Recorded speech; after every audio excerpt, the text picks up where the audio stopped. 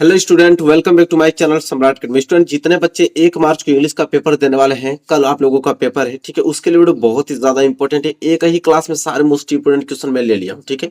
अगर इस क्लास को पूरा देख के जाते हो तो 100 पे आराम से 95 मार्क्स ला सकते हो, ठीक है। पूरे हमने जितने टॉपिक के क्वेश्चन होते हैं सारे टॉपिक के क्वेश्चन हमने बना रखे हैं। एक भी प्रश्न हमने छोड़ना नहीं चाहिए, इंग्लिश ग्रामर हो चाहे आप लोगों के लिटरेचर हो, ठीक है। हर एक सेक्शन के क्वेश्चन हमने इसमें लिया है, तो वीडियो बहुत ज्यादा इंपॉर्टेंट है। अस्थायी रूप से इस वीडियो को डाउनलोड करके अच्छे तरीके से इस पूरे के पूरे क्वेश्चन को अच्छे तरीके से लर्न कर लेना। तो मेरे प्यारे विद्यार्थी, वीडियो को शेयर कर दो और चैनल पर नया तो चैनल को जरूर सब्सक्राइब करके बेल आइकन को प्रेस कर लेना। चलिए वीडियो स्टार्ट करते हैं कि choose the correct option to answer the following questions. कह रहा है कि चूज कीजिए कोई करेक्ट ऑप्शन। 4 ऑप्शन दिया रहेगा, कोई ना कोई उसमें से एक करेक्ट आंसर होगा, उसी को चूज करना है, ठीक है। अब क्वेश्चन के अनुसार देखेंगे क्वेश्चन क्या पूछा हुआ है। तो 5 देखिए, 5 क्वेश्चन एक एक नंबर का रहेगा, जो कि कितने नंबर का है, 5 नंबर आपको मिलने वाला है। एक क्वेश्चन 1 नंबर का। तो पहला क्वेश्चन देखिए यहाँ पे है। पहला क्वेश्चन बोला है कि the youngs boy run away, ठीक है। अब आपका क्वेश्चन दे रखा है, अब नीचे बोला है यहाँ पे कि आपको करना क्या है कि आइडेंटिफाई द एडजेक्टिव। अब कह रहा है कि इसमें एडजेक्टिव को आइडेंटिफाई कीजिए, ठीक है। एडजेक्टिव हमको बताना है कि इसमें से कौन सा एडजेक्टिव है। तो एडजेक्टिव किसको कहते हैं, आप लोगों को मालूम है कि जो नाउन और प्रोनाउन की विशेषता बताता है, ठीक है। जैसे मैं यहाँ पे बॉय, बॉय मतलब लड़का, लड़का यहाँ पे क्या है, नाउन है। अब नाउन की विशेषता क्या बता रहा है कि लड़का जो है वो नौजवान है, क्योंकि यंग मतलब क्या होता है, नौजवान, ठीक है। तो लड़का नौजवान है, मतलब लड़का की विशेषता बता रहा है, ठीक है। लड़का हमारा नाउन है, तो नाउन की विशेषता बता रहा है कौन सा, यंग शब्द, जो कि नौजवान है। तो ये आपका क्या कहलाएगा, एडजेक्टिव। आप देखेंगे ऑप्शन में दिया है कि नहीं। तो यहाँ पे द दिया है, रेन दिया है, देखिए यंग्स दिया है ना, तो यहाँ पे क्या हो जाएगा, राइट आंसर। तो यहाँ पे एडजेक्टिव छाटने के लिए बोला था, जो कि 1 नंबर का क्वेश्चन था, और यहाँ पे 1 नंबर आपको मिल जाएगा अगर सही ऑप्शन पे क्लिक किए रहेंगे तो। आई होप आपको क्वेश्चन में पहला क्लियर हो गया होगा, क्योंकि एडजेक्टिव छाटने के लिए बोला। तो एडजेक्टिव को परिभाषा में मैंने बता दिया है, जो नाउन और प्रोनाउन की क्या बताया, विशेषता बताया, उसे हम कहते हैं क्या, एडजेक्टिव। तो क्लियर हो गया यहां तक। चलिए इसी के साथ क्वेश्चन नंबर दूसरा, ये भी 1 नंबर का क्वेश्चन है, ठीक है। अब कह रहा है कि रामू वाज वेरी लेबोरियस, ठीक है। Ramu was very laborious. अब कह रहा है कि आइडेंटिफाई द वर्ब। अब कह रहा है कि आइडेंटिफाई कीजिए वर्ब को। अब हमको वर्ब बताना है, ठीक है, वर्ब। तो जब भी अगर वर्ब हमसे पूछे, तो देखिए वर्ब 2 होता है, एक हेल्पिंग वर्ब, एक मेन वर्ब। तो सिर्फ अगर वर्ब लिखे तो आप हमेशा आप लोगों को मेन वर्ब ढूंढना है। तो यहाँ पे लेबोरियस दिया है, रामू दिया है, वाज दिया है और वेरी दिया है, ठीक है। तो जैसा कि मालूम है आप लोगों को वर्ब, तो देखिए वाज, वाज जो है आप लोगों का, ये तो आपका हेल्पिंग वर्ब है, ये तो होगा नहीं, और रामू तो आपको होगा नहीं क्योंकि नाउन है, ठीक है। तो लेबोरियस जो है ये आपका क्या होगा, करेक्ट आंसर, क्योंकि लेबोरियस मतलब क्या होता है, आपका परिश्रमी होता है, ठीक है। तो ये आपका वर्ब क्या हो जाएगा, लेबोरियस हो जाएगा। तो आई होप आपको क्लियर हो गया होगा कि वर्ब क्या है, लेबोरियस। तो देखिए एक एक नंबर के लिए पार्ट ऑफ स्पीच से आता है, हालांकि मैं पार्ट ऑफ स्पीच आप लोगों को पढ़ा दूंगा। नाउन छाटने के लिए देता है, प्रोनाउन, एडजेक्टिव, देखिए एडजेक्टिव दिया था, वर्ब दे दिया, किसी में नाउन दे देता है, किसी में प्रोनाउन छाटने के लिए दे देता है, ठीक है। तो पार्ट ऑफ स्पीच से क्वेश्चन आते हैं। तो यहाँ पे 2 नंबर क्लियर हो गया आप लोगों को। 4 ऑप्शन दिया हुआ है, कोई ना कोई एक ऑप्शन सही है। तो चलिए अब आगे बढ़ते हैं। अगला क्वेश्चन है कि the noun form of strong is. कह रहा है कि जो स्ट्रॉन्ग है, ठीक है, तो स्ट्रॉन्ग का आप लोगों का नाउन फॉर्म बताना है कि नाउन में स्ट्रॉन्ग को क्या कहते हैं, ठीक है। कि स्ट्रॉन्ग में नाउन का फॉर्म क्या होता है, स्ट्रेंथ होता है कि स्ट्रॉन्गर होता है कि स्ट्रॉन्गेस्ट होता है कि स्ट्रेंज होता है, ठीक है। तो आप लोगों को 4 ऑप्शन दिया है, आपको बताना है कि स्ट्रॉन्ग का नाउन फॉर्म क्या होता है, ठीक है। तो चलिए देखिए फटाफट, अगर आप लोगों को आ रहा है तो जल्दी से कमेंट कीजिए। तो मैं आप लोगों को बता दूं कि स्ट्रॉन्ग का जो नाउन फॉर्म होता है वो होता है स्ट्रेंथ। क्या होता है, स्ट्रेंथ। तो इसको आप लोगों को याद कर लेना है कि स्ट्रॉन्ग का क्या होता है, स्ट्रेंथ, नाउन फॉर्म। चलिए यहां तक तीसरा भी क्लियर हो गया। तो 3 नंबर आप तक मिल गया होगा आप लोगों को। 1 नंबर के क्वेश्चंस आते हैं, ठीक है, ऑब्जेक्टिव क्वेश्चंस। चलिए अब हम चौथे की तरफ बढ़ते हैं। अब चौथा है कि ही इज एगर, फिर dot dot dot, no his result. अब आप लोगों को प्रीपोजिशन है, इसमें भरना है अबाउट की इनटू की टू की ऑफ। अब कह रहा है ही इज एगर, ठीक है, वह उत्साहुक है, नो हिज रिजल्ट, अपना रिजल्ट जानने के लिए, के लिए। तो जब भी के लिए सेंस आता है ना, तो के लिए के सेंस के लिए हम किसका प्रयोग करते हैं, टू का प्रयोग करते हैं। इसलिए तीसरा क्या हो जाएगा, राइट आंसर हो जाएगा, ठीक है। तो यहाँ पे पूरा क्या हो जाएगा, अगर मैं यहाँ पे 2 भर देता हूं तो क्या हो जाएगा, he is eager to know his result, वो अपना रिजल्ट जानने के लिए क्या है, उत्साहुक है। तो आई होप क्लियर हो गया होगा ये भी। चलिए ये भी क्वेश्चन आप लोगों को अच्छे तरीके से समझ में आ गया। अब हम अगले क्वेश्चन की तरफ बढ़ते हैं। 1 नंबर यहां से भी क्लियर हो गया। अब 5वां क्वेश्चन है। चलिए देखिए 5वां प्रश्न। 5वां प्रश्न यह है कि Sita has gone to school. Sita has gone to school. अब ये सेंटेंस दे दिया है। अब नीचे बोला है कि change into future perfect tense, ठीक है। अब हमको इस सेंटेंस को फ्यूचर परफेक्ट टेंस में क्या करना है, चेंज करना है, ठीक ठीक है। तो टेंस आपको आना चाहिए। सबसे पहले आपको ये आना चाहिए कि फ्यूचर जो परफेक्ट टेंस है, तो फ्यूचर परफेक्ट टेंस में वर्ब कौन सी लगती है, तो हमेशा विल हैव का प्रयोग करते हैं और वर्ब का थर्ड फॉर्म। परफेक्ट जिसमें भी लगा रहता है हमेशा वर्ब का थर्ड फॉर्म का प्रयोग करते हैं, और फ्यूचर परफेक्ट है तो विल हैव का प्रयोग करेंगे, ठीक है। तो क्या बनाएंगे, तो सबसे पहले सब्जेक्ट लिखते हैं। तो सब्जेक्ट आपका इसमें जो सीता वही रहने वाला है, तो क्या लिखेंगे यहाँ पे, सीता लिखेंगे, ठीक है। सीता के बाद विल हैव लगाएंगे क्योंकि फ्यूचर परफेक्ट है, तो Sita will have. Shall have भी लगता है, तो हालांकि सीता है आपका सिंगुलर है तो विल लगेगा, ठीक है। तो सीता विल हैव। अब देखिए गॉन, गो वेंट गॉन, तो इसमें भी आपका थर्ड फॉर्म है तो इसमें भी थर्ड फॉर्म लगता है क्योंकि परफेक्ट है, तो गॉन का गॉन ही रहने वाला है, गॉन। इसके बाद क्या लगाएंगे हम, टू, इसके बाद क्या लगाएंगे, स्कूल, क्योंकि यही तो रहता है सब्जेक्ट प्लस विल या है प्लस वर्ब का थर्ड फॉर्म प्लस ऑब्जेक्ट, ठीक है।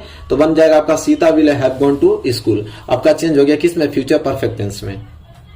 और ये किसमें था, Sita has gone to school, तो देखिए वर्ब हैज या हैव और वर्ब का थर्ड फॉर्म क्या हो गया, प्रेजेंट परफेक्ट टेंस। तो प्रेजेंट परफेक्ट टेंस में था और इसको चेंज किस में करना था हम लोगों को, फ्यूचर परफेक्ट में। तो देखिए फ्यूचर परफेक्ट में हम लोग चेंज कर दिया, तो 1 नंबर यहां से भी मिल जाएगा। तो 5 क्वेश्चन तो आप लोगों को इस प्रकार पूछे जाएंगे, 4 वो विकल्प, एक आपको सेंटेंस को चेंज करने के लिए बोलेगा।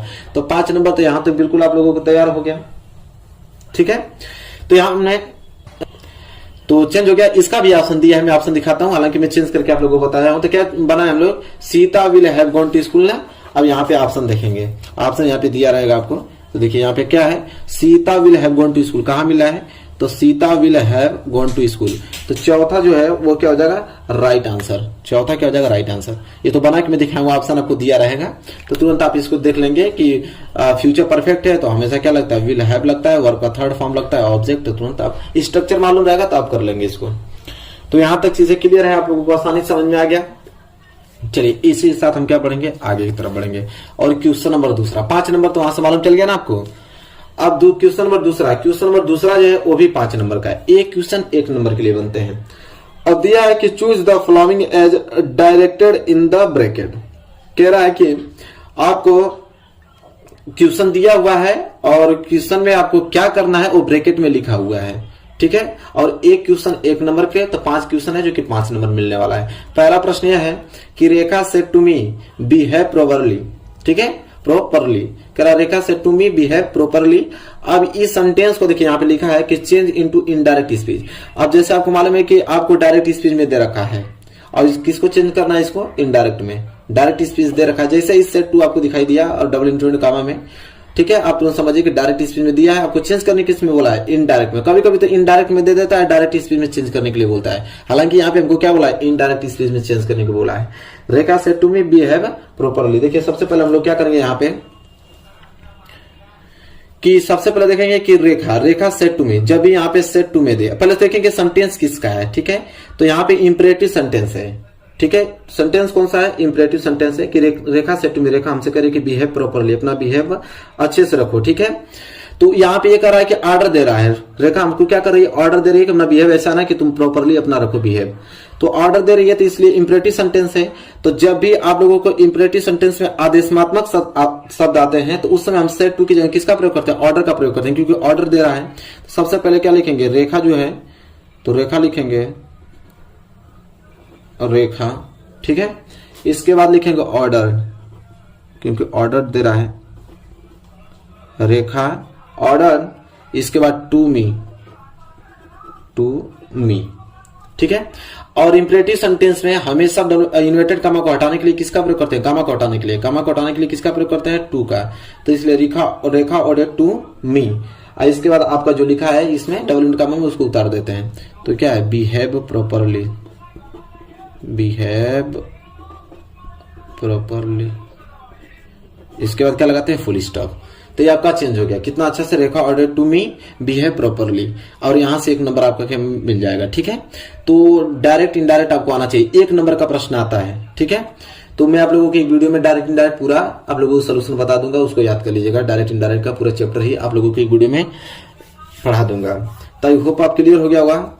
इसके बाद दूसरा प्रश्न पढ़ेंगे, दूसरा भी 1 ही नंबर का है। वो क्या है कि Sheela is writing an application for leave. अब यहाँ पे बोला है कि चेंज इनटू पैसिव वॉइस। अब एक्टिव वॉइस में दे रखा है, इसको चेंज करना है किसमें, पैसिव वॉइस में चेंज करना है। तो चलिए देखते हैं कैसे पैसिव वॉइस में चेंज होगा यह। और हालांकि आपको मालूम है कि कौन सा टेंस है, तो राइटिंग, ठीक है, वर्ब का फर्स्ट फॉर्म प्लस आईएनजी लगा है, ठीक है। तो ये आपका है प्रेजेंट कंटिन्यूअस टेंस। अब इसको चेंज करना है हम लोगों को। तो देखिए कैसे चेंज होगा यह। सबसे पहले क्या करते हैं इसमें कि इसके ऑब्जेक्ट को हम सब्जेक्ट बनाते हैं। तो इसका ऑब्जेक्ट क्या है यहाँ पे, तो एन एप्लीकेशन। एन एप्लीकेशन क्या है, ऑब्जेक्ट। तो इसका ऑब्जेक्ट इसका सब्जेक्ट बनता है जब पैसिव वॉइस चेंज करते हैं। तो ये ऑब्जेक्ट है, इसका जब सब्जेक्ट में चेंज करेंगे तो सबसे पहले क्या लिखेंगे हम लोग, एन एप्लीकेशन। एन एप्लीकेशन लिखेंगे, ठीक है। यहाँ पे क्या हो गया आपका एन एप्लीकेशन। इसके बाद इज है तो इज लगाएंगे, और इज के साथ जब भी पैसिव वॉइस बनाएंगे प्रेजेंट कंटिन्यूअस में, वहां पे क्या लगता है, बिंग लगता है। तो यहाँ पे हम लोग क्या इंक्लूड करेंगे, बिंग। तो एन एप्लीकेशन इज बिंग, ठीक है। और वर्ब का थर्ड फॉर्म लगता है, तो राइटिंग का क्या हो जाएगा, रिटेन हो जाएगा। राइटिंग क्या हो जाएगा, रिटेन, ठीक है। इसके बाद हम लोग क्या लगाते हैं, रिटेन के बाद जो ये आपका ये वाला आपका है रिमेनिंग वर्ड, ठीक है। तो ये रिमेनिंग वर्ड को हम देखिए, ये भी आपका ऑब्जेक्ट ही होता है एक प्रकार से। तो एक होता है ऑब्जेक्ट पहला, एक होता है ऑब्जेक्ट दूसरा। तो ये होता है कि किस ऑब्जेक्ट को हम सब्जेक्ट बनाएं। तो मैं आपको बता देता हूं कि जो वर्ब के जो तुरंत बाद आपका ऑब्जेक्ट आता है उसी को हम बनाते हैं सब्जेक्ट, ठीक है। तो राइटिंग हमारा वर्ब है, वर्ब के बाद तुरंत एन एप्लीकेशन आया था जो कि ऑब्जेक्ट का कार्य कर रहा है, तो ऑब्जेक्ट को उसको हम सब्जेक्ट बनाएंगे, ये नहीं कि इसको बनाएंगे। ये जो बच जाता है उसको वर्ब के थर्ड फॉर्म और बाई के पहले रखते हैं। तो वर्ब का थर्ड फॉर्म रिटर्न हमने लिख लिया। अब बाई की बारी आई थी, लेकिन बाई के पहले हम इसको लगाएंगे ऑब्जेक्ट टू को। तो लिखेंगे यहाँ पे कि फॉर लिव, यहाँ पे लिखेंगे फॉर लिव। इसके बाद लगाएंगे बाई, इसके बाद इसके सब्जेक्ट को इसको ऑब्जेक्ट बनाएंगे। सीला इसका सब्जेक्ट है, यहाँ पे सीला इसका क्या बन जाएगा, ऑब्जेक्ट बन जाएगा, ठीक है। तो यहाँ पे आई होप क्लियर हो गया होगा कि an application is being written for leave by Sheela. तो इस प्रकार बनता है। तो ये सब आपको रूल अभी मालूम नहीं होगा, हालांकि इसको समझ लीजिए, मैं आप लोगों को बता दूंगा कि इसका क्या मेथड चलता है, क्या रूल चलता है। हालांकि आपको समझ में आ गया होगा, ठीक है। तो यहाँ से एक नंबर आपको क्लियर हो गया। चलिए आगे हम बात करते हैं। आगे आपका है कि punctuate the following using capital letter wherever necessary. कह रहा है कि पेंक्चुएट करना है, यहाँ पे आपको अलग अलग सेंटेंस, मतलब सेंटेंस एक ही रहेगा, आपको ध्यान रखना होगा कि कहाँ पे फुल स्टॉप का प्रयोग करना है, कहाँ कमा का प्रयोग करना है, कहाँ सेंटेंस खत्म हो रहा था फुल स्टॉप कहाँ प्रयोग करना है, वो पेंक्चुएशन में आता है, वही कह रहा है। और कह रहा है कि नेसेसरी आपको ध्यान देना है कैपिटल लेटर का, कैपिटल लेटर जरूरी है, नेसेसरी ध्यान रखना है। तो यहाँ पे दिया है कि Rita said to Rekha Hari will not come to college tomorrow. देखिए जब भी इस प्रकार के सेंटेंस सबसे ज्यादा अगर पेंक्चुएशन से आता है तो आता है आपका डायरेक्ट स्पीच का। और डायरेक्ट स्पीच आपको दिख भी रहा है, क्योंकि यहाँ पे बोला है क्या, Rita said to Rekha Hari, said to जैसे ही दिखाई दे दिया, चाहे सेड दिखाई दे दिया, तो समझ लीजिए कि वो क्या है, डायरेक्ट स्पीच, ठीक है। डायरेक्ट स्पीच लिखना आप लोग जानते हैं, ठीक है। एक रिपोर्टिंग और होता है, एक रिपोर्टेड स्पीच होता है, ठीक है। तो सबसे पहले हम लोग लिखेंगे, सबसे पहले अक्षर किसका, कैपिटल होता है, कि कोई भी सेंटेंस स्टार्ट करते हो तो उसका फर्स्ट लेटर आपका कैपिटल ही होता है। तो रीता देखिए स्मॉल में लिखा है ना, तो इसको रीता को पहला लेटर जो आर है उसको कैपिटल में लिखना पड़ेगा। तो देखिए सबसे पहले हम लोग लिखेंगे रीता। रीता के बाद क्या लिखेंगे, सेड टू। रीता के बाद क्या लिखेंगे, सेड टू। इसके बाद ऑब्जेक्ट लिखेंगे क्या, रेखा हरी, ठीक है। तो ये भी नाम है, तो यहाँ पे लिखेंगे रेखा।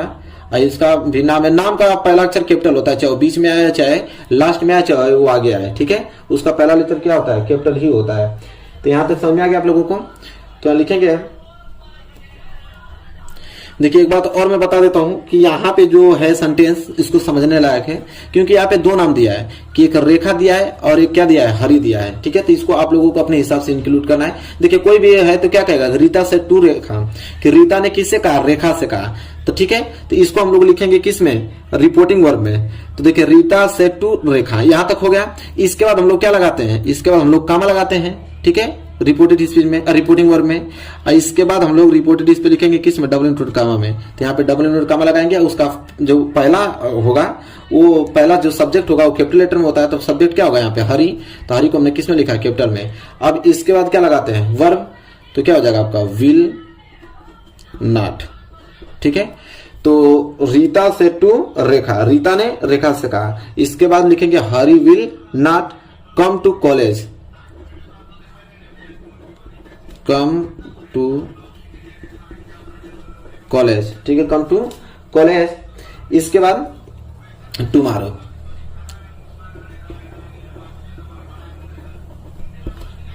टुमारो, ठीक है।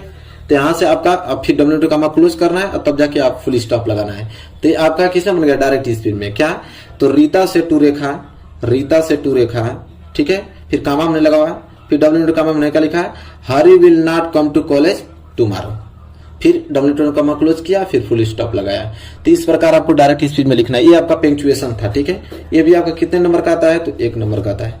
इस प्रकार आपको समझना है। एक क्लास में लूंगा पंक्चुएशन का भी, उसमें आपको बताऊंगा कि कॉमा का प्रयोग कहाँ करते हैं, फुल स्टॉप का प्रयोग कहाँ करते हैं, ठीक है, हाइफन का प्रयोग कहाँ करते हैं, सारी चीजें आप लोगों को मैं बताऊंगा।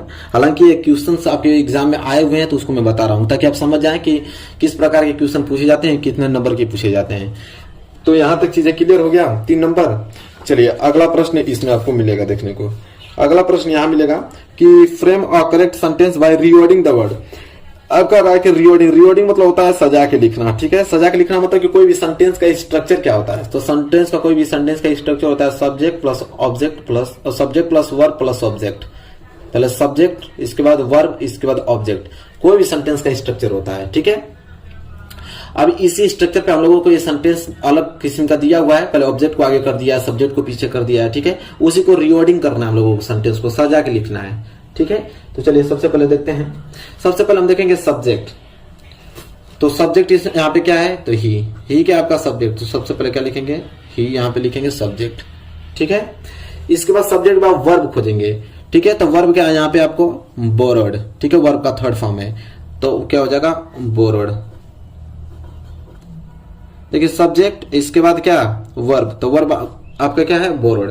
तो ही बोरोड, यहां तक क्लियर है आप लोगों को है। इसके बाद प्रीपोजिशन देखेंगे। प्रीपोजिशन ए का प्रयोग किया है, तो ए का प्रयोग लगाएंगे। तो he borrowed a lot of, lot of ये आपका फ्रेजल वर्ब होता है, तो ये लिखेंगे यहाँ पे लॉट ऑफ, ठीक है, क्योंकि साथ ही में आता है यह। तो he borrowed a lot of. इसके बाद आपका क्या आएगा, मनी, ठीक है। क्या आएगा, मनी, ऑब्जेक्ट। तो he borrowed a lot of, देखिए he subject, borrowed verb, article, phrasal verb, इसके बाद ऑब्जेक्ट मनी, ठीक है। इसके बाद आपका क्या बचा इसमें, मनी फ्रॉम मी, ठीक है। Money from me, money from me, ठीक है। तो इसके बाद क्या लगाएंगे, फुल स्टॉप लगाएंगे। तो ये आपका रिवर्डिंग सेंटेंस है। इसमें हमने क्या किया, सबसे पहले हमने सब्जेक्ट लगाया, इसके बाद हमने देखा तो वर्ब, इसके बाद आर्टिकल का प्रयोग होता है। मैं स्ट्रक्चर आपको बताऊंगा किस प्रकार स्ट्रक्चर को सजाते हैं, ठीक है। ए और एन द का प्रयोग करते हैं अगर रहता है सेंटेंस में। इसके बाद फ्रेजल वर्ब रहता है तो फ्रेजल वर्ब लगाते हैं, इसके बाद ऑब्जेक्ट लगाते हैं, ठीक है। फिर लास्ट में जो रिमेनिंग वर्ड बनता है उसको लास्ट में लिख देते हैं। जो कि मी है वो ऑब्जेक्ट सेकंड का काम कर रहा है, तो ऑब्जेक्ट सेकंड हो चाहे रिमेनिंग वर्ड उसको लास्ट में लिखते हैं। ये मैं पढ़ाऊंगा आप लोगों को, प्रॉपर क्लास लूंगा तब, ठीक है। हालांकि ये क्वेश्चन है तो मैं बस इसको सॉल्व करने की कोशिश कर रहा हूं ताकि इसका सलूशन मिल जाए, आपको मालूम चल जाए कि हाँ ये प्रश्न 2022 में ही सारे क्वेश्चन पूछे गए थे। बाकी क्लास लूंगा तो आपको डिटेल में बताऊंगा कि कौन सा सेंटेंस में किस रूल का प्रयोग करते हैं और कोई भी वर्ड को कहाँ रखते हैं, सब्जेक्ट का स्थान क्या होता है, ऑब्जेक्ट का क्या होता है, ठीक है, फ्रेजल का स्थान कहाँ होता है, ठीक है। ये सारी चीजें आपको डिस्कस करूंगा। तो ये सारी चीजें क्लियर हो गया। चलिए 1 नंबर वहां से भी क्लियर हो गया, रिवर्डिंग सेंटेंस है। इसके बाद देखिए complete the spelling of the following word, ठीक है।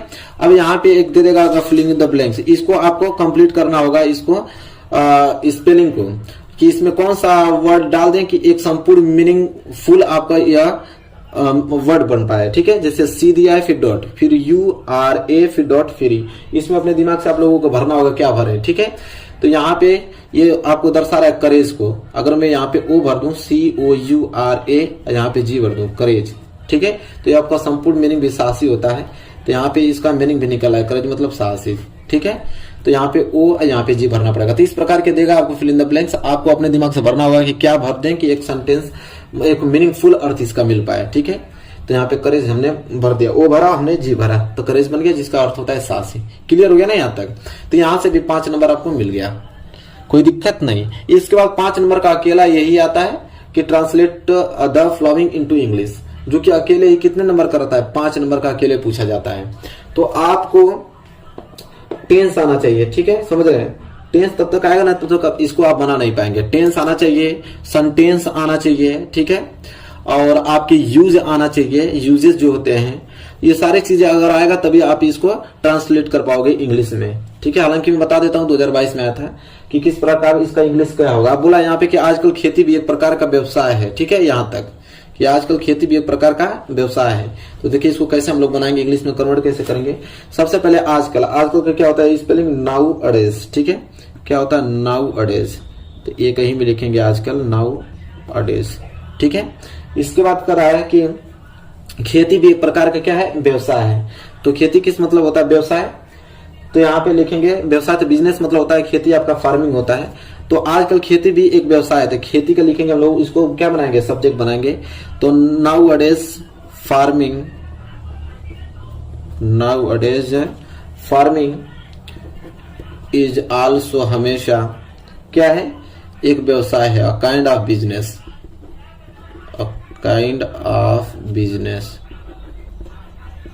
ठीक है, अ काइंड ऑफ बिजनेस, फिर फुल स्टॉप।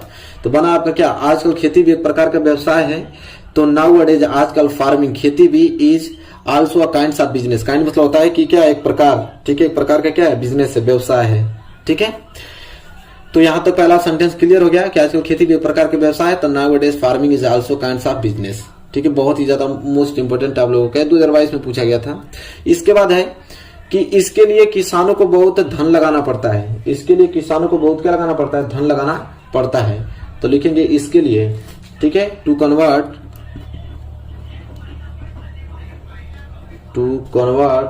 ठीक है, स्पेलिंग आपको समझ में आ रही होगी, ठीक है। टू कन्वर्ट, फिर कह रहा है इसके लिए किसानों को बहुत धन लगाना पड़ता है। किसके लिए? मतलब खेती के लिए ही बात कर रहा है। तो यहां आप लिखेंगे to convert farming into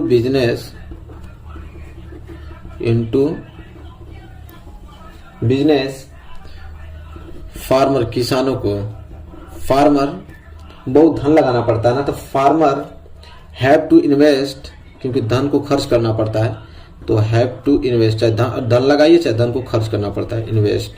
farmer have to invest a lot of money.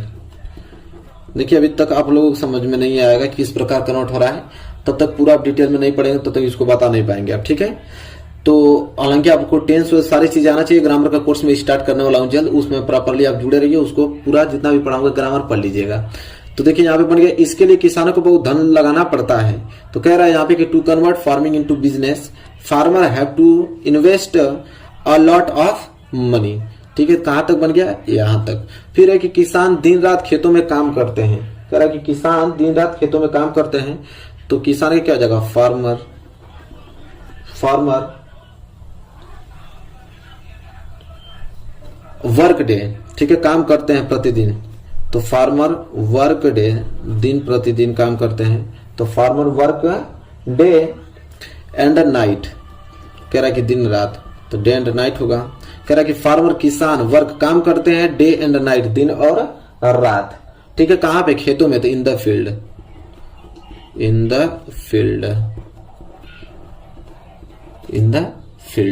ठीक है। यहां तक हो गया फील्ड्स, फुल स्टॉप। तो यहां तक भी बन गया कि किसान दिन रात खेतों में काम करते हैं, यहां तक भी कंप्लीट हो गया। इसके बाद लगभग 80% किसान गरीबी में जीवन यापन करते हैं। अब यहां तक बनाना है। कह रहा है कि लगभग 80% किसान जो होते हैं वो गरीबी में जीवन यापन करते हैं, ठीक है।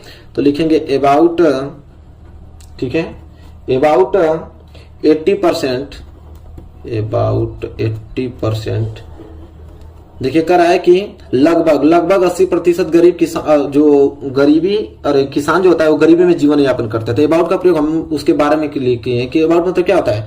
के बारे में। तो चाहे आपकी ये लगभग कीजिए चाहे 80%, अगर किसान खेती में जीवन यापन कर रहे हैं तो उसके बारे में जानकारी है, तभी तो ये बोल रहा है। तो इसलिए किसका प्रयोग किया? अबाउट का, कि मुझे जानकारी है कि 80%, यहाँ परसेंटेज लिखेंगे, 80% फार्मर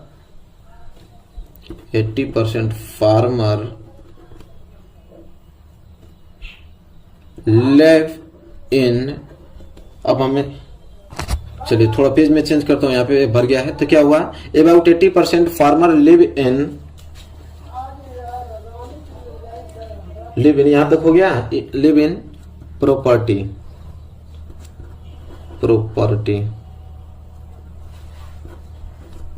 क्या बोला है? क्या बोला था यहाँ पे कि लगभग 80% किसान गरीबी में जीवन यापन करते हैं। तो देखिए जीवन यापन का होता है पावर्टी होता है, पावर्टी, ठीक है, फुल स्टॉप। तो क्या यहाँ पे बना? पूरा नोट कीजिए आप लोग। About 80% farmer live in poverty, ठीक है, गरीबी में जीवन यापन करते हैं। कितने? लगभग 80% लोग, ठीक है। यहाँ तक क्लियर हो गया।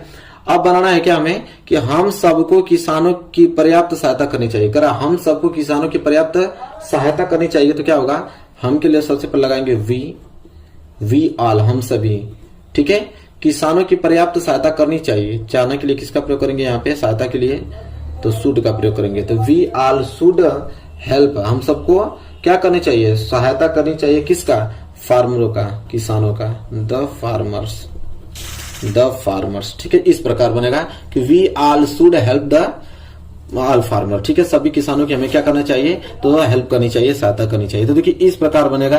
तो हम एक बार पढ़ के सुना देता हूं, और इसको आप लोग नोट कर लीजिए। कह रहा है कि नाउ अडेज farming is also a kind of business. ठीक है, आजकल खेती भी एक प्रकार का क्या व्यवसाय है।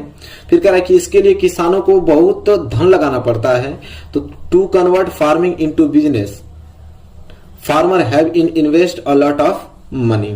फिर है कि किसान जो है दिन रात खेतों में काम करते हैं, तो उसके लिए बना है यहाँ पे कि farmer work day and night in the field. जो किसान है वो दिन रात खेतों में क्या करते हैं, काम करते हैं। फिर इसके बाद है कि लगभग 80% किसान गरीबी में जीवन यापन करते हैं, तो उसके लिए बना है कि अबाउट 80% जो फार्मर लिव इन पॉवर्टी। इसके बाद लास्ट है कि हम सबको किसानों की पर्याप्त सहायता करनी चाहिए, तो we all should help the farmer. तो इस प्रकार ये भी 5 नंबर का आता है अकेले ही। तो इस प्रकार कन्वर्ट करेंगे तो 50 नंबर, अरे आपके 5 नंबर मिल जाएंगे। ठीक है, सब्सक्राइब कर लीजिए। चलिए देखिए, सबसे पहले हम लोग अनसीन पैसेज देखेंगे, क्योंकि पेपर में भी सबसे पहले आप लोगों को अनसीन पैसेज ही पूछा जाएगा। ठीक है, अब प्रश्न पहला कैसे देगा यहाँ पे कि read the following passage carefully and answer the questions given below it. कह रहा है कि पैसेज को खूब ध्यान से, केयरफुली से पैसेज को आप पढ़िए। पढ़ने के बाद इसका आंसर दीजिए। क्वेश्चन गिवन बिलो इट, जो क्वेश्चन दिया है इसके नीचे दिया हुआ है। ये पैसेज जब आप खत्म हो जाएगा, इसके जस्ट नीचे क्वेश्चन दिया हुआ है। पैसेज को पढ़ने के बाद जो क्वेश्चन नीचे दिया गया है उसका उत्तर देना है। चलिए, कम से कम एक बार पैसेज तो पढ़ना ही पड़ेगा, तभी तो आप उत्तर दोगे। उत्तर इसी में से आप लोगों को देना होता है। तो क्या है कि to try is the first step of the ladder of success. If you do not try, you can't be successful. All the great men of the world led very diligent lives. They did not waste even a minute.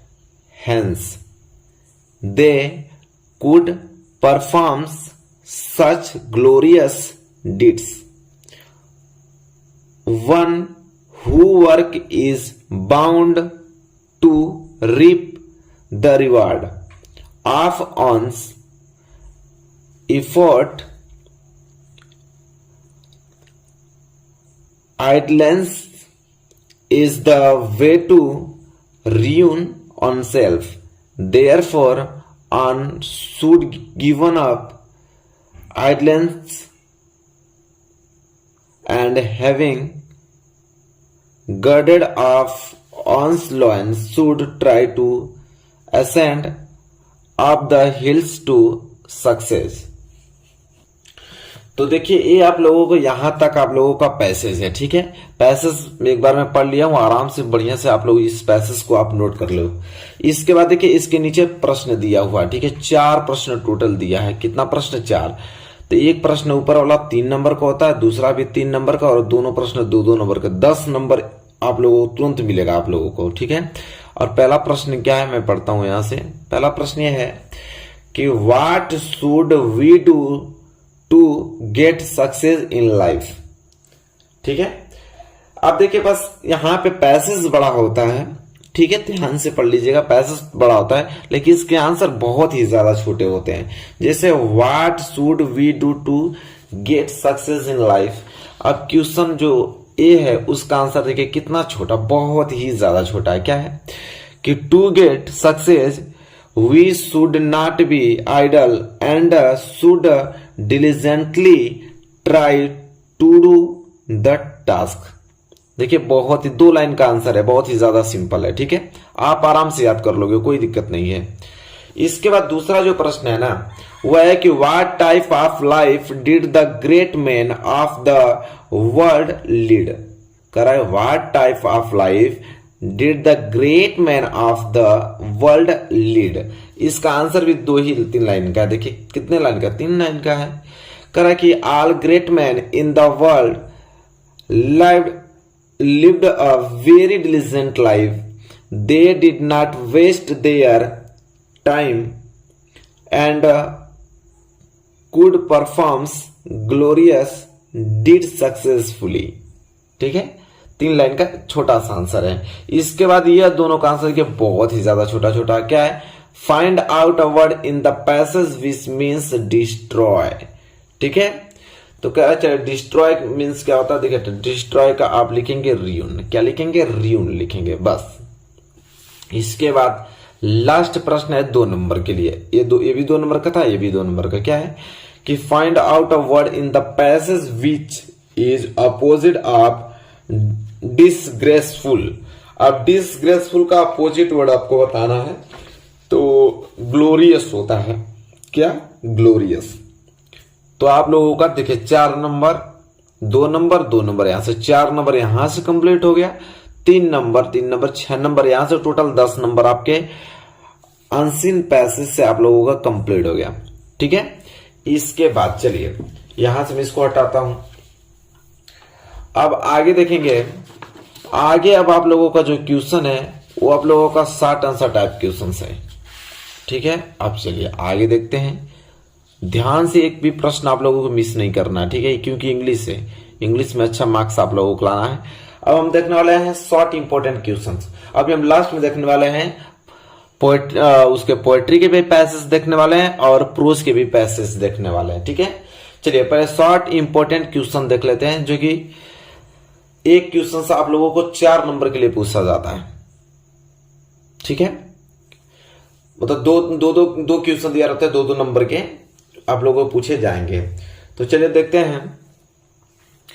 पहला प्रश्न, what was the only way to save tricky.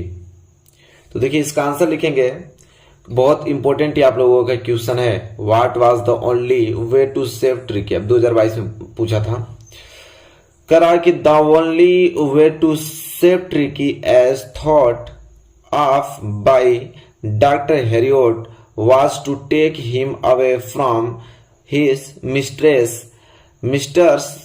Pumphrey. He knew that if Tricky stayed with Mr. Pumphrey, his conditions would worsen. Thus, Tricky needed to be hospitalized.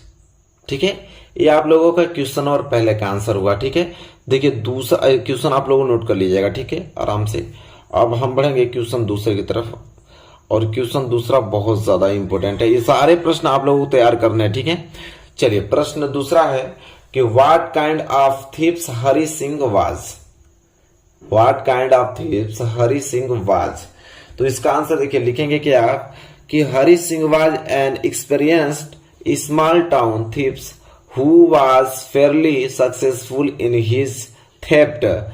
He knew how to win others' trust and steal from them without getting caught. Without getting caught. ये question number दूसरा है, very very most important question, आप लोग note कीजिए। इसके बाद हम आगे बढ़ेंगे। अगला प्रश्न देखिए, यहाँ पे तीसरा प्रश्न दिख रहा है आपको। तीसरा प्रश्न है कि how did Griffin save himself from misters hall.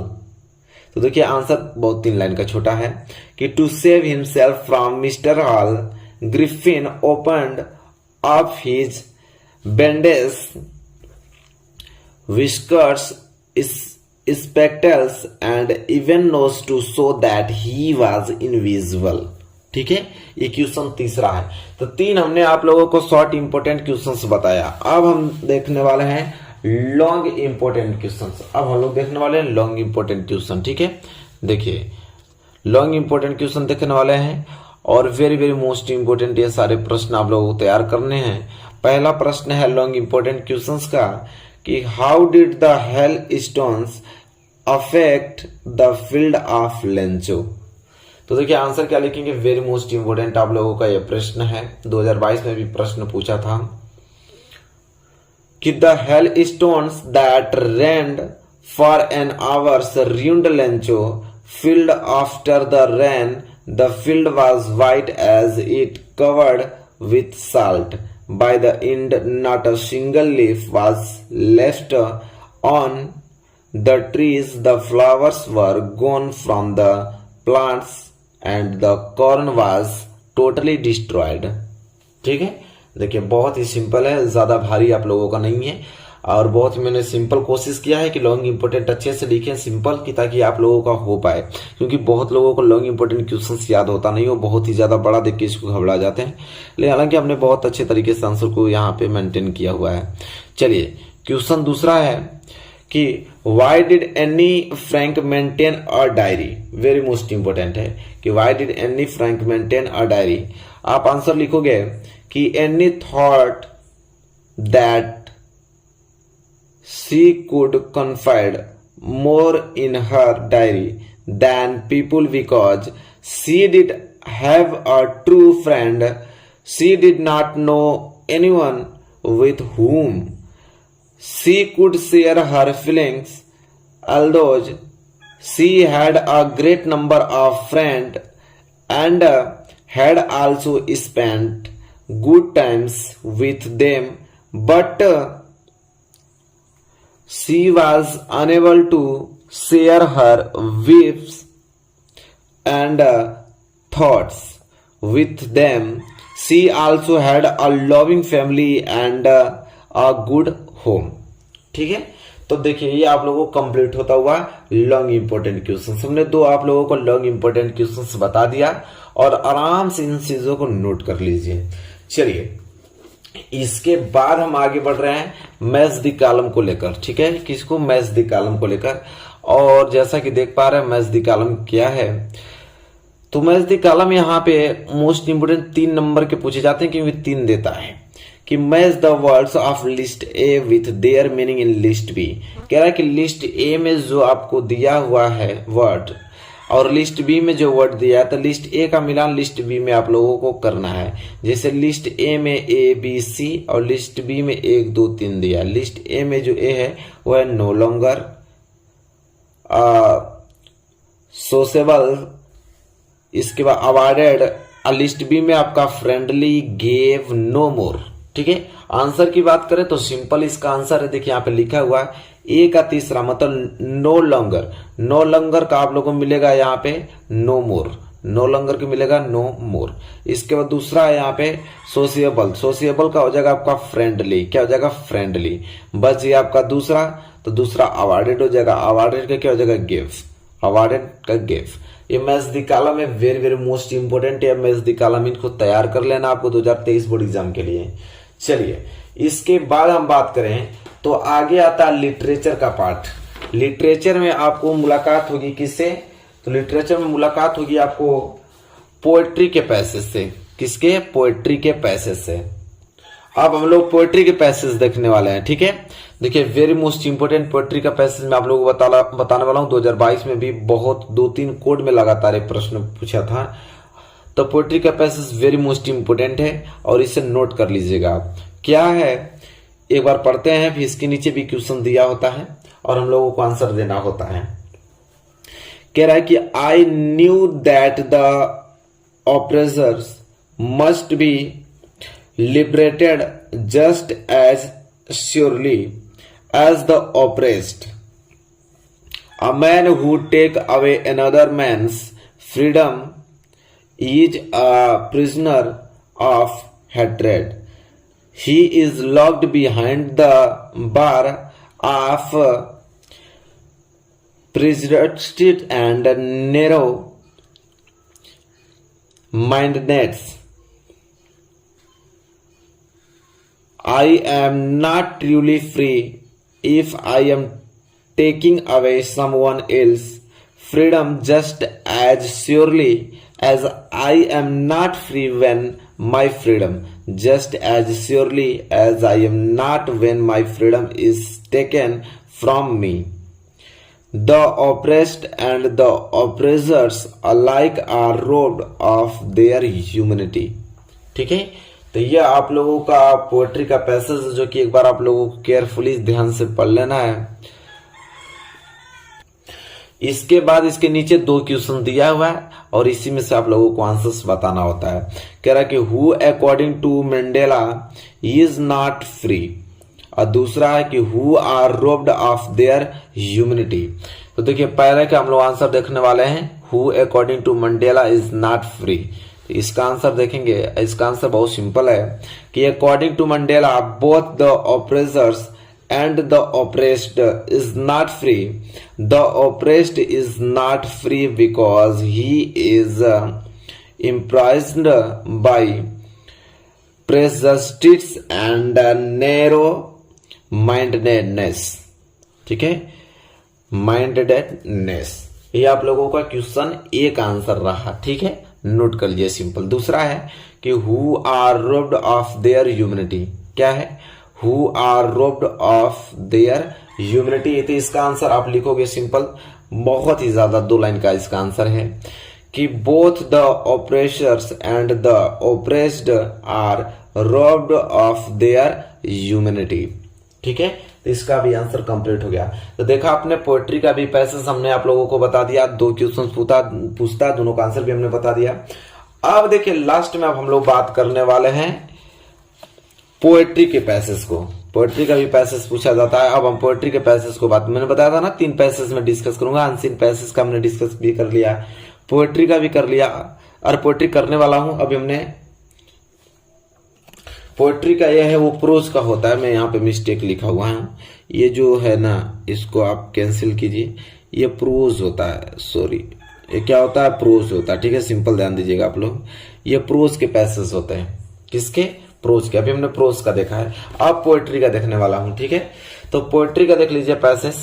तो पोएट्री का पैसेज है कि he should be lurking in shadow, he should be lurking in shadow, sliding through long grass, near the water hole where plums deer pass. ठीक है, तो 4 line का आप लोगों का पोएट्री का पैसेज पूछता है और इसके नीचे भी 2 क्वेश्चंस दिए होते हैं, उसका आंसर बताना होता है। 2 क्वेश्चन दिया है इस प्रकार। ए, पहला प्रश्न है कि where did the tiger wait for his prey, और दूसरा जो प्रश्न है वह है point out the rhyming word in the stanza. अब इन दोनों क्वेश्चनों का आंसर देना है हमें।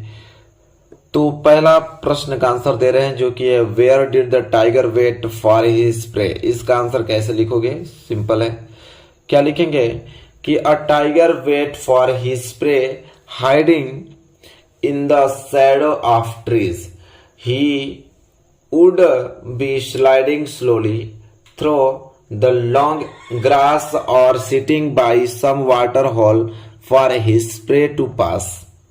और क्वेश्चन दूसरा बी जो है वो है point of the rhyming word in the stanza. Rhyming word in the stanza बताना है, राइमिंग वर्ड बताना है इस स्टेंजे का। तो सिंपल बताएंगे कि the rhyming word are grass and pass, grass and pass rhyming word इस स्टेंजे का। ठीक है, ग्रास एंड पास। तो देखिए कितना सिंपल है। तो इस प्रकार हमने पोएट्री के भी पैसेज देख लिया। तो कि was Hari Singh his real name, why did not he tell his real name. कह रहा है कि क्या हरि सिंह उसका वास्तविक नाम था, उसने अपना वास्तविक नाम क्यों नहीं बताया। ठीक है, प्रश्न यह है कि क्या हरि सिंह उसका वास्तविक नाम था, उसने अपना वास्तविक नाम क्यों नहीं बताया। ठीक है, यह प्रश्न बहुत ज्यादा इंपॉर्टेंट है। अभी 2022 में यह प्रश्न पूछा गया था और 2023 में आशा करता हूं कि आएगा 100%। ठीक है, इसको आप तैयार कर लेना। तो देखो कैसे आप इसका आंसर लिखोगे, लिखोगे कि Hari Singh was not his real name, he lied to Anil because he took a new name every month that kept him ahead of the police and his former employers। ठीक है, इसका कहने का मतलब क्या कहना चाह रहा है, कह रहा है कि हरि सिंह उसका वास्तविक नाम नहीं था, उसने अनिल से झूठ बोला क्योंकि वह प्रत्येक महीने नया नाम रखता था। यह उसे पुलिस और उसके पूर्ववर्ती मालिकों से बचाता था। कह रहा था कि हरि सिंह उसका वास्तविक नाम नहीं था, उसने अनिल से झूठ बोला था क्योंकि वह हर महीने अपना नाम चेंज कर देता था और पुलिस और उसके जो मालिक थे उससे वह बच जाता था। ठीक है, आई होप आपको क्लियर हो गया होगा। हिंदी भी हमने लिखा है, इंग्लिश भी लिखा है, सब कुछ आप नोट कर लेना, 1-2 बार घर पे पढ़ लेना, पूरा का पूरा याद आ जाएगा। ठीक है, बहुत इंपॉर्टेंट क्वेश्चन है, आई होप क्लियर हो गया होगा। चलिए क्वेश्चन नंबर दूसरे की तरफ बढ़ेंगे। देखिए मेरे प्यारे विद्यार्थी, क्वेश्चन नंबर दूसरा very very most important question है कि how was the behaviour of the doctor toward the dog. ठीक है, डॉक्टर का कुत्ते के प्रति व्यवहार कैसा था। ठीक है, आइए जानते हैं कि डॉक्टर का कुत्ते के प्रति व्यवहार कैसा था। Very very most important question है। आंसर लिखेंगे कि the doctor was very sympathetic toward the dog, he was worried about tricky conditions, he asked time to time his health।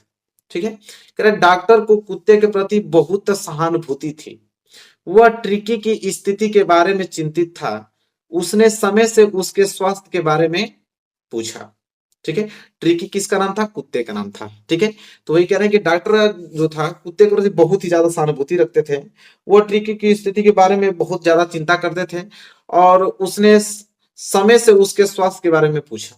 ठीक है, आई होप आपको क्लियर हो गया होगा अच्छे तरीके से। क्वेश्चन में दूसरा भी आप इसका, ये क्वेश्चन है, इसका आंसर इसका हिंदी में हमने लिखा है ताकि आप अच्छे से पढ़ के अच्छे अंक ला पाओ। ठीक है, आई होप आपको क्लियर हो गया होगा। चलिए बढ़ेंगे अगले क्वेश्चन की ओर। क्वेश्चन नंबर तीसरा देखिए, क्वेश्चन नंबर तीसरा क्या कह रहा है कि what kind of thing Hari Singh was. कह रहा what kind of thief Hari Singh was, Hari Singh किस तरह का चोर था, हरि सिंह किस तरह का चोर था। आइए जानते हैं कि Hari Singh is a small time thief, his real name is not Hari Singh, he keeps on changing names to escape from police, his modus operandi is that he earns the trust of people and then robs them and flees। ठीक है, कहना क्या चाह रहा है यार, देखिए हिंदी होगा इसका कि हरि सिंह एक छोटा चोर है, उसका असली नाम हरि सिंह नहीं है, वो पुलिस से बचने के लिए नाम बदलता रहता है, उसका कार्य प्रणाली यह है कि वह लोगों का विश्वास अर्जित करता है और फिर उन्हें लूट कर भाग जाता है। ठीक है, इसका हिंदी मीनिंग ये होगा। आई होप आपको क्लियर हो गया होगा, दिख रहा होगा अच्छे तरीके से, आपको सिर्फ नोट करना है इसको। ठीक है, और एक बार अच्छे तरीके से रिवाइज कर लेना घर पे, पूरा का पूरा आप लोगों को याद हो जाएगा। चलिए आगे बढ़ेंगे। एक क्वेश्चन नंबर आप लोगों का दूसरा था, क्लियर हो गया। क्वेश्चन नंबर तीसरा देखिए, क्वेश्चन नंबर तीसरा क्या है, very very most important question number तीसरा है, देखते हैं। कह रहा कि who was Griffin, what had he discovered. कह रहा ग्रिफिन कौन था, उसने क्या खोज की थी। चलिए जानते हैं कि ग्रिफिन कौन था, उसने क्या खोज की थी, बहुत इंपॉर्टेंट क्वेश्चन है।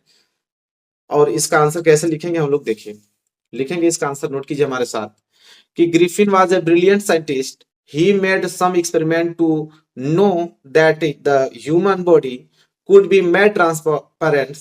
At last he discovered a rare drugs, he took his drugs and his body became as transparent as a sheet of glass। ठीक है, देखिए इसका हिंदी मीनिंग क्या होगा, क्या कहना चाह रहा है। कह रहा ग्रिफिन कौन था, उसने क्या खोज की थी, तब ने आंसर आपको बता दिया, आंसर नोट कर लो। देखो कहना चाह रहा है यार कि ग्रिफिन एक शानदार वैज्ञानिक था, उन्होंने मानव शरीर को बर्फ करने के लिए कुछ प्रयोग किया, पारदर्शी बनाया जा सकता है उसको। अंत में उन्होंने एक दुर्लभ औषधि की खोज की, उसने अपनी दवा ली और उसका शरीर कांच की चादर जैसा पारदर्शी हो गया। कह रहे ग्रिफिन एक साइंटिस्ट है, उन्होंने मानव शरीर को एक बर्फ बनाने के लिए खोज किया था, एक ऐसी औषधि जिसको मानव अगर शरीर ग्रहण करता तो बर्फ बन जाएगा। अंत में उन्होंने वही अपना दवा खुद उन्होंने स्वयं लिया और उनका शरीर कांच की चादर जैसा क्या हो गया, पारदर्शी हो गया। ठीक है, ये इसका हिंदी मीनिंग होगा। आई होप आपको क्लियर हो गया होगा। क्वेश्चन नंबर तीसरा अच्छे तरीके से आप लोग इसको नोट कर लो, यहाँ पे हिंदी में भी लिख के लेकर आया हूं मैं और यहाँ पे इंग्लिश में भी। तो इंग्लिश में हालांकि आप लोगों को लिखना है, लेकिन हिंदी इसलिए बता रहा हूँ ताकि आप लोगों को इसका आंसर मालूम चल पाए कि कहना क्या चाह रहा है और उससे आप कन्वर्ट कर पाओ, एग्जाम में अच्छे तरीके से लिख पाओ। ठीक है, इसलिए मैंने इतना मेहनत करके आप लोगों को लिख के लेके आया है। Question number 4 very very most important question है, क्या है देखते हैं। क्वेश्चन नंबर 4 है कि why did Matilda not want to go the party. ठीक है, कह रहा मटिल्डा पार्टी में क्यों नहीं जाना चाहती थी। Very very most important question है कि मटिल्डा जो थी वो पार्टी में क्यों नहीं जाना चाहती थी। आइए देखते हैं क्यों नहीं जाना चाहती थी। कह रहा कि Matilda and her husband were invited to a grand party but Matilda did not have a dress suitable for the occasion, so she did not want to go the party. देखिए कहना क्या चाह रहा है कि मटिल्डा और उनके पति को एक भव्य पार्टी में आमंत्रित किया गया था, लेकिन मटिल्डा के पास इस अवसर के लिए उपयुक्त पोशाक नहीं था, इसलिए वह पार्टी में नहीं जाना चाहती थी। क्लियर हो गया ना आप लोगों को? पार्टी में इसलिए नहीं जाना चाहते थे क्योंकि बहुत बड़ी पार्टी में उन लोगों को आमंत्रित मिल गया था, और उस अवसर के लिए मतलब वहां पे पहन के जाने के लिए उन लोगों के पास उतना बेहतरीन कपड़ा नहीं था, इसलिए वो पार्टी में जाना नहीं चाहती थी। कौन? मटिल्डा। ठीक है, आई होप आपको क्लियर हो गया होगा। Question number 4 very very most important question है। चलिए आगे बढ़ेंगे और एक क्वेश्चन नंबर 4 आप लोग नोट कर लीजिए क्वेश्चन नंबर 5 की तरफ। चलिए देखिए मेरे प्यारे विद्यार्थी, क्वेश्चन नंबर 5। क्वेश्चन नंबर 5 क्या है? कह रहा है कि why did Sulekha start stammering. कह रहा है कि सुलेखा ने हकलाना क्यों शुरू किया? ठीक है, स्टेमरिंग मतलब होता है हकलाना। ठीक है, तो कह रहा है कि सुलेखा ने हकलाना क्यों शुरू किया। आइए देखते हैं, बहुत इंपॉर्टेंट क्वेश्चन है। लिखेंगे आंसर कि Sulekha was baby when she fell down from a cot, her brain was damage, she could not speak till the age of 5 years. She was mentally slow and lacked confidence. That is why she start stammering. ठीक है, कहना क्या चाह रहा है? पहले आप इसको नोट कर लो। कह रहा है कि सुलेखा बच्ची थी जब वह खाट से नीचे गिरी। खाट मतलब खटिया से नीचे गिर गई थी। उसका दिमाग खराब हो गया था और वह 5 साल की उम्र तक बोल नहीं पाती थी। वह मानसिक रूप से धीमी थी और उसमें आत्मविश्वास की कमी थी, इसलिए वह हकलाने लगी। तो क्लियर हुआ ना आप लोगों को? हकलाने क्यों लगी? क्योंकि सुलेखा जब बच्ची थी तो वह खटिया से नीचे गिर गई थी, उसका दिमाग खराब हो गया था। 5 साल की उम्र तक बोलना मतलब बोल ही नहीं पा रही थी वह। धीरे धीरे उनका मानसिक संतुलन बिगड़ गया और आत्मविश्वास की कमी थी, और इसलिए वह क्या लगी? हकलाने लगी। तो आई होप आपको क्लियर हो गया होगा। इसका हिंदी भी अर्थ आप लोगों को क्लियर हो गया होगा। इंग्लिश में लिखा ही हूं, आप लोगों को याद करके जाना एग्जाम में। और ये प्रश्न बहुत ज्यादा इंपॉर्टेंट है एग्जाम के दृष्टिकोण से। इतना सारे प्रश्न आप लोगों को तैयार करके जाना है। अभी तक आपने देखा कि मैंने आप लोगों को शॉर्ट इंपोर्टेंट क्वेश्चंस बताया। अब हम बढ़ते हैं लॉन्ग इंपोर्टेंट क्वेश्चन की तरफ, जो कि very very most important question, उसको देखते हैं। तो देखिए इसको मैं साइड करता हूँ। यहाँ पे देखिए लॉन्ग इंपोर्टेंट, इसका भी हिंदी लिख के लेके आया। कोई भी दिक्कत नहीं होगा आप लोगों को, सब कुछ याद हो जाएगा। बस आप लोग अच्छे तरीके से याद करके एग्जाम में पहुंच जाना। लॉन्ग इंपोर्टेंट क्वेश्चन है। पहला प्रश्न जो कि वेरी वेरी मोस्ट इंपोर्टेंट है कि right a character sketch of mister Pomfrey in the story dreams of surgery. ठीक है, कह रहा है कि ड्रीम्स ऑफ सर्जरी कहानी में श्रीमती पंफ्री का चरित्र चित्रण कीजिए। तो चलिए देखते हैं ड्रीम्स ऑफ सर्जरी कहानी में श्रीमती जो पंफ्री उनका चरित्र चित्रण कैसे करेंगे। लॉन्ग इंपोर्टेंट क्वेश्चन आता है, बहुत इंपोर्टेंट क्वेश्चन है। 60 वर्ड में इसका आंसर लिखना होता है। ठीक है, ये क्वेश्चन आप लोगों को तैयार होना ही चाहिए किसी कीमत पे, क्योंकि ये क्वेश्चन बहुत ज्यादा इंपॉर्टेंट है। आइए देखिए कैसे इसका चरित्र चित्रण करेंगे। चलिए हमारे साथ नोट कीजिए आप लोग। शॉर्टकट में लिख के लेके आऊं, पूरा आप लोगों को डाटा नहीं, जो मेन पॉइंट हुए लिख के लेके आऊं, ताकि आप लोग कम समय में पूरा का पूरा 60 वर्ड में आप पूरा बेहतरीन उत्तर दे पाओ। ठीक है, लिखेंगे कि mister Pomfrey was a rich lady who had a small pet dog named tricky. She was foolishly indulgent and would pampers the dog by giving him chocolates, cake, juice, eggs, and wine. She was ignorant and did not know that the dog needed exercise. Also, so when he fell sick, she was very anxious and thought that something very serious had happened to him. She was silly but tender hearted. She cried bitterly when Tricky was taken to the hospital. She was a simple person and it was easy to please her. She was happy when her pet became all right. ठीक है, यहां तक आप लोगों को इसका answer note करना। हमने बहुत शॉर्टकट में यहाँ पे अच्छे तरीके से लिखा है, क्योंकि बुक में बहुत बड़ा दिया था। उतना बड़ा आप लोगों को नहीं लिखना है, न तो याद ही कर पाएंगे आप। ठीक है, इसलिए हमने बहुत छोटा छोटा करके इसको लिखा है, ताकि आप आसानी से इसको याद कर पाओगे, पेपर में लिख पाओगे। अब यहाँ से पूरा आंसर नोट कर लो। अब इसका हिंदी क्या होगा मैं आप लोगों को बताता हूँ। ठीक है, पहले आप लोग इसको नोट कर लो यहाँ तक अच्छे तरीके से। चलो एक बार हिंदी पढ़ लेते हैं। कह रहा है कि श्रीमती पंफ्री एक अमीर महिला थी जिनके पास ट्रिकी नाम का एक छोटा पालतू कुत्ता था। वह मूर्खता से लिप्त थी और कुत्ते को चॉकलेट, केक, जूस, अंडे और शराब देकर प्यार करती थी। ठीक है, कह रहा कि वह अनजान थी और नहीं जानती थी कि कुत्ते को व्यायाम की भी जरूरत है। इसलिए जब वह बीमार पड़ा तो बहुत चिंतित थी और उसने सोचा कि उसके साथ कुछ बहुत गंभीर हुआ है। वह भोली लेकिन कोमल हृदय की थी। जब ट्रिकी को अस्पताल ले जाया गया तो वो फूट फूट कर रोई। वह एक साधारण व्यक्ति थी और उन्हें खुश करना आसान था। जब उसका पालतू ठीक हो गया तो वो खुश थी। ठीक है, तो ये आप लोगों को चरित्र चित्रण हमने जो मेन पॉइंट था उसका हमने आप लोगों को सारांश इसका बता दिया, जो कि चरित्र चित्रण आप लोगों को पूछेगा, जो कि very very most important question है। 60 वर्ड में लिखना होता है आप लोगों को, दीर्घ उत्तरी महत्वपूर्ण प्रश्न, long important question. I hope आपको क्लियर हो गया होगा। तो मेरे प्यारे विद्यार्थियों, आपने देखा कि हमने बहुत सारा most important, short important question भी डिस्कस किया, लॉन्ग इंपोर्टेंट क्वेश्चन भी डिस्कस किया। ये सारे प्रश्न आपको याद होने चाहिए। तो मेरे प्यारे विद्यार्थी, वीडियो कैसे लगी बताइए। वीडियो अच्छी लगी तो लाइक कीजिएगा, चैनल पर नया है तो चैनल को सब्सक्राइब करके बेल आइकन को प्रेस कर लीजिएगा। मिलेंगे एक प्यारे से नेक्स्ट वीडियो में, तब तक के लिए धन्यवाद।